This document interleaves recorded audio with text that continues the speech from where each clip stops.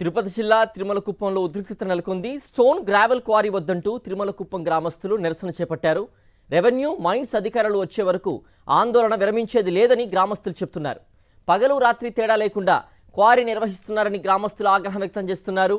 లారీలను వెళ్లకుండా ప్రజలు అడ్డుకున్నారు. దీంతో తిరుమలకుప్పం గ్రామంలో ఉద్రిక్తత నెలకొంది.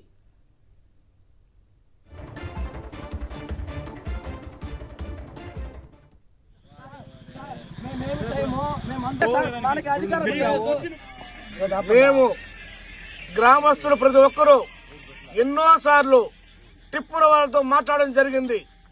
కానీ వాళ్ళు ఏమి మాట్లాడినా సమాధానం లేదు.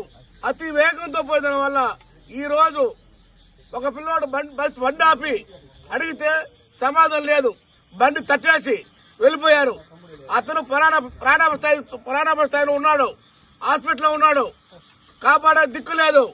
ఈ టిప్పర్లు ఆడిపోతున్నాయి. ఏ కోరి నుంచి వస్తున్నాయి ఎవరికి తెలియదు.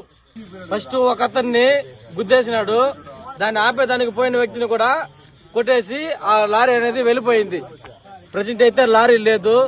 ఇష్టంగా హెవీ లారీలు అయితే ఇక్కడ పోతానే ఉంటది 24 hours. అడిగే దిక్కు లేదు దీనికి. ఒకవేళ ప్రాణం పోతే దానికి ఎవరు